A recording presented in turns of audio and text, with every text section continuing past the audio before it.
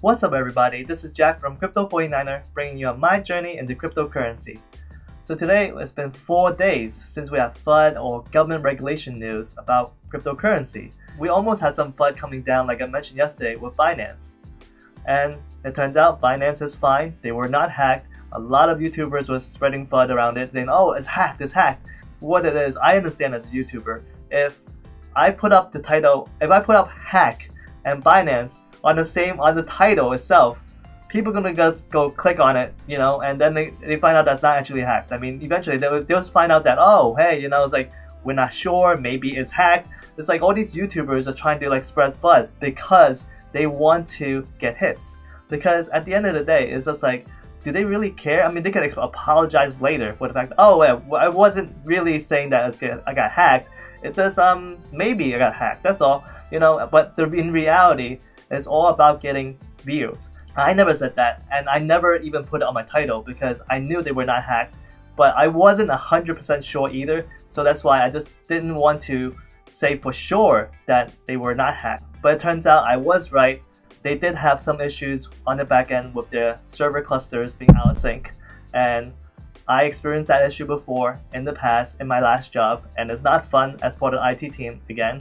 But they fixed the issue as they said, and they're giving 70% discount on trading fees until February 24th. So the other thing that Binance suffered besides the cluster servers syncing issue was that their site was getting DDoS. So right now I'm actually using us.binance.com. If I want to Binance.com, it wouldn't even load right now. There's some entity out there that's able to execute some DDoS attack on these sites, and it's just not fair to people that trades on a regular basis. Fortunately, there's a workaround for it. But at the same time though, I would definitely recommend moving all your cryptos off of any exchanges. Unless you plan to trade them, move them out as soon as possible. Just because even though this time it wasn't a hack, you never know, hacks can happen. I experienced it with Mt. Gox. I haven't even listened to my own advice really. I have left a lot on Binance, but now mainly because of the fact that the withdrawal fees are really ridiculous.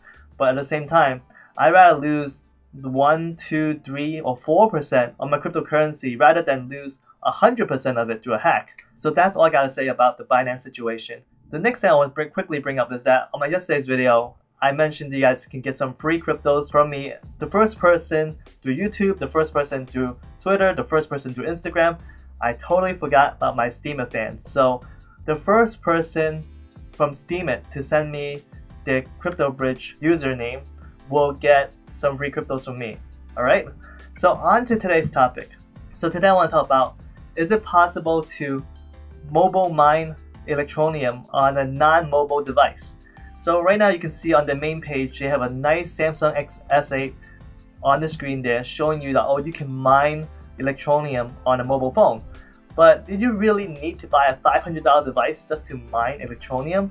Honestly, besides a really beautiful screen, that's what you're really paying for a mobile device. The CPU and the GPU itself is not as expensive.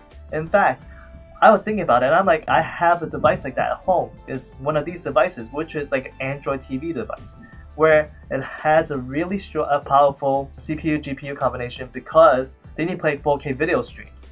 At the same time, they don't have a screen because they don't need one. There's no point to have one on these devices. So look at it. The price of this kind of device is $35. It ranges to the really, really nice ones like an Nvidia Shield, which costs $180. But overall, these devices are pretty cheap. I'm thinking, why can I install Electroneum onto my Android TV and try to mine through my Android TV? So the first thing I have to do is download the APK, which is the actual Electroneum application. So it depends on your Android TV version. You might not be able to find Electroneum on your Google Play Store on your Android TV. I wasn't able to, but I was able to find a site that lets you download the APK, the actual file for the Electroneum application. And this is the site, it's called APK Monk.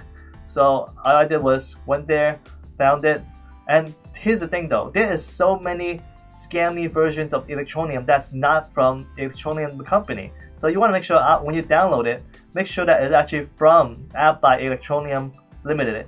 If it's not, that is a scam app. Don't download it, you're just gonna waste your time. So anyway, I downloaded this APK. Then at this point, all I had to do is just install it. I copied on the SD card because all these devices, all these Android TV boxes, they have USB sticks and Android TV. You can even see the USB ports over here actually. You can just plug in a USB stick, or you can plug in a SD card and be able to sideload. That's called sideload application.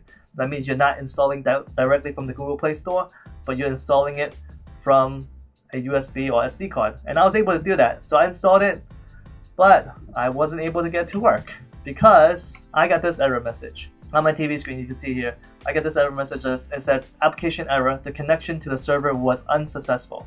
So I'm like, oh, that sucks. So as I do all error messages, the first thing I do is Google the error and look into what the heck is the problem. There were tons of information about it.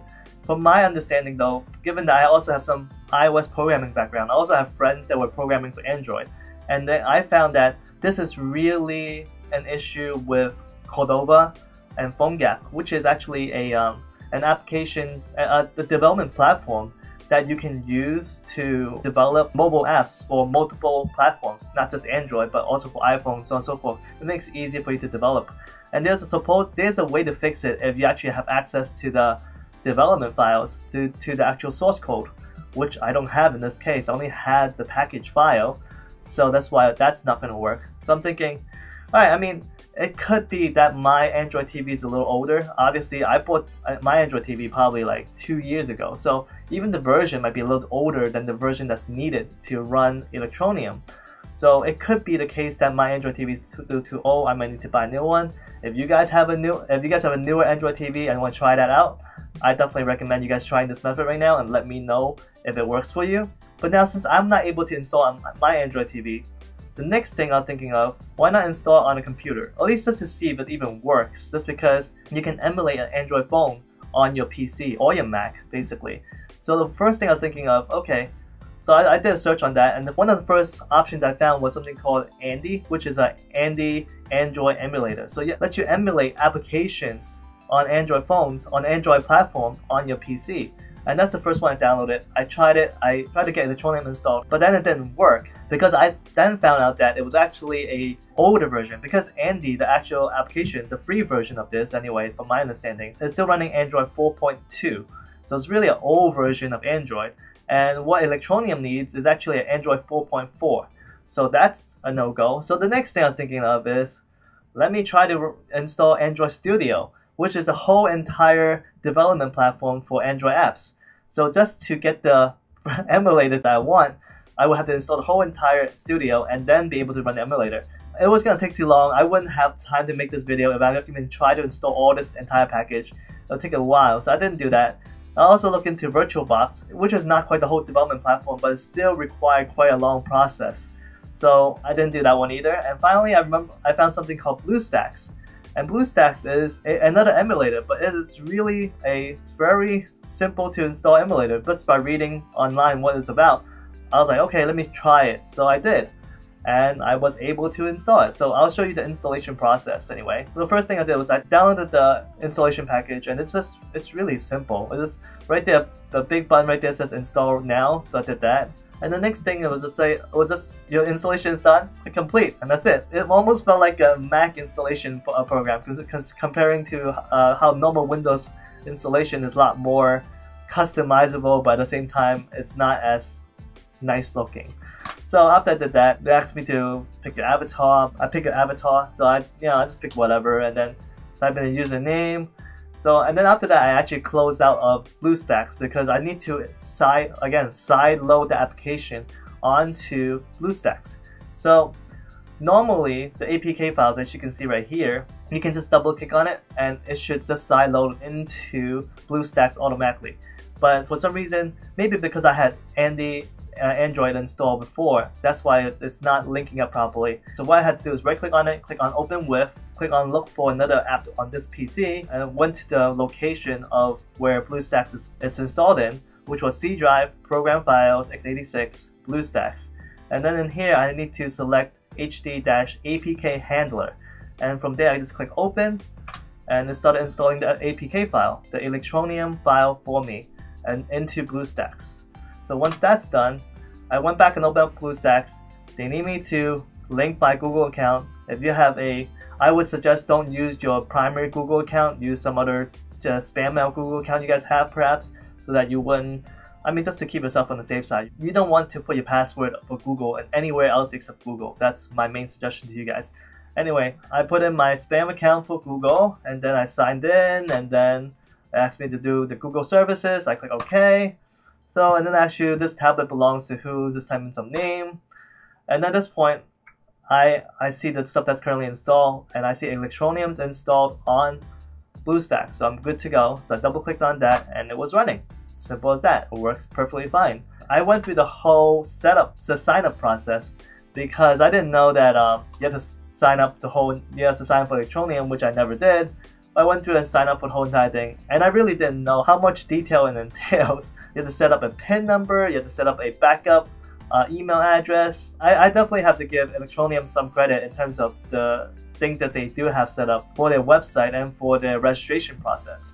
So after I done all that, I logged into the app and I see this. And then I did some research online and I realized that this is where I'm supposed to get a button here that says start mining, but I don't have the option. So I don't really know what's going on here. I'm guessing it's either it doesn't work or the mining process is not open up to everybody yet. So I'm not getting access to the mining just yet because I just registered today. I don't know what's the case. You guys can let me know if you guys get this logo on your app. Definitely let me know.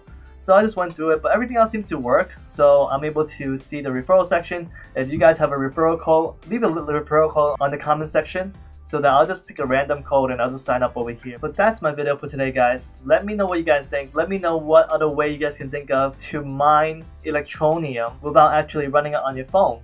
Obviously you can mine on a full-fledged PC, but the idea is not to actually use your PC's mining power, but to really just get some free coins from installing the Electroneum app. That's my main idea of it. And finally, just one other thing, just want to remind you guys that I do want to restart my giveaway. And for people that haven't watched my video on how to get some BAT tokens from installing the Brave browser so that you can contribute to my giveaway, please watch this video. I have it in the link down below. And you guys, and it's really for the benefit of you guys because ultimately I will be giving it back to you guys as giveaways. Anyway, that's my video for today. Let me know what you guys think. Leave a comment down below. Like and subscribe. Smash that bell icon for post notifications. If it isn't crypto, it isn't worth mining. It isn't worth speculating. I'll see you guys tomorrow. Peace out.